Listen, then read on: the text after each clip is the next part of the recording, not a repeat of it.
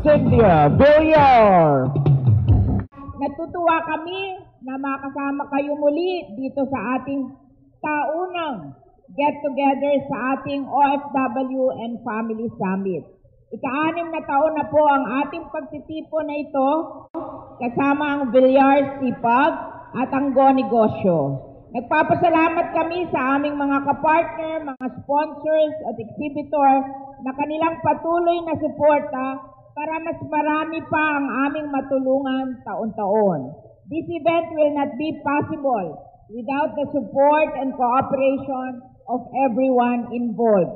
At ang lahat na ito ay para sa inyong mga OFW at sa inyong mga mahal sa buhay. Mahal na mahal namin kayo. Palakpakan po natin uli ang ating mga OFW.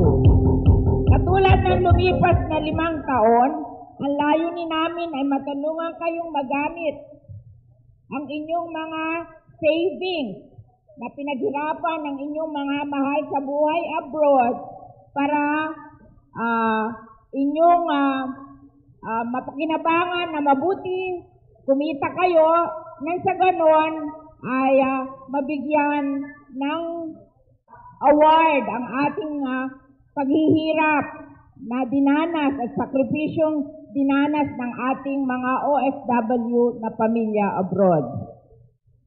Dinanas nila, merong napapahamak, merong panganib, ang kanilang sinusuong sa kanilang pakikipagsapalaran sa ibang bansa para lang mabigyan ng magandang buhay at kinabukasan ang kanilang pamilya. Kaya tayo ay nag-aaral para masuklian natin yan nang hindi naman useless yung kanilang lahat ng sakripisyo.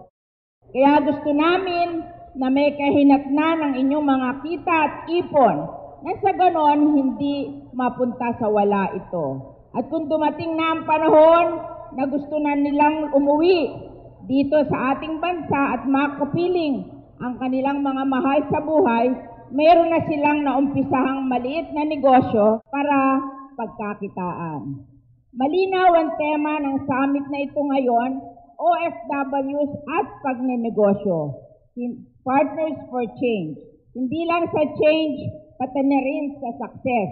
Kaya sasamantalahin namin na alamin ninyo ang mga business opportunities at makinig na kayong mabuti sa ating mga resource person para makuha kayo ng mga tips at dagdag na kaalaman. Magsilbing inspirasyon din sana sa inyo ang mga success stories na mga OFWs turned entrepreneurs na magbabahagi ng kanilang naging journey bilang maliliit na negosyante. Pinagandaan namin ang programa para sa inyong kapakanan, kaya tutukan nyo lahat iyan, hindi lang yung mga raffle prizes.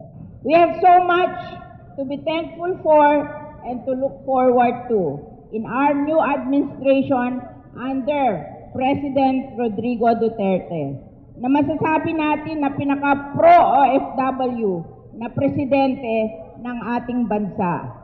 Kahit nung campaign period pa lang, bukang bibig na niya ang kapakanan ng OFWs.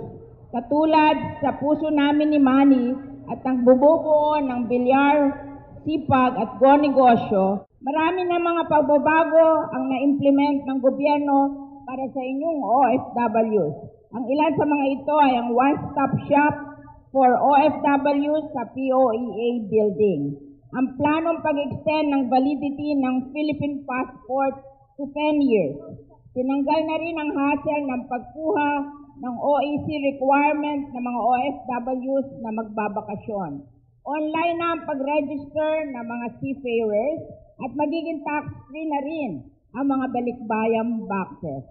Under the Duterte administration, maaaring matuloy na rin ang mga tagal nating na panukala na magkaroon ng hiwalay na Department of OFWs. Naka-create na tayo ng bagong department. At now more than ever, talagang dapat na maging partners for change and for life na talaga ang OFW at pagnenegosyo. Yan ang susi para mas mabilis ang pagbalik ng mga OFWs sa piling ng kanilang pamilya.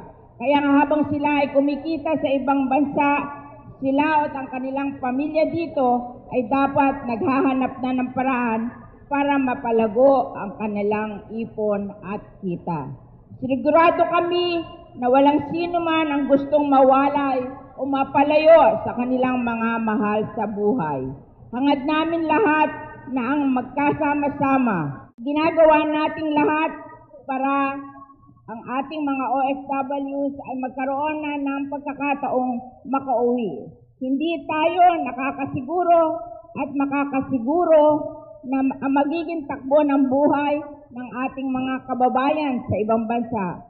There is really no place like home. So in an ideal scenario, mas maganda na sama-sama ang pamilya sa sariling bansa.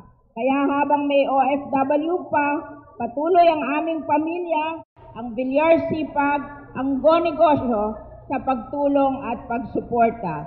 And we will continue to see each other here at the OFW and Family Summit every year. Maraming salamat at magkita-kita ulit tayo mamaya para sa ating closing ceremonies. Magandang umaga at happy day for all OFW.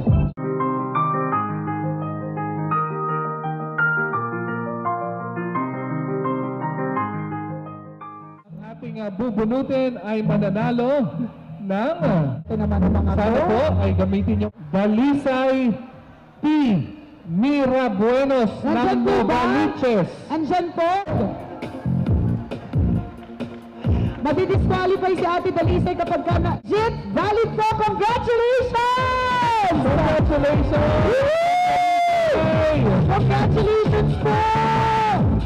Muli po, maraming salamat. This has been your host, I'm Jess Villamor. Ako naman po si DJ Nicole Ala. Enjoy! See you next year, everybody! Bye po!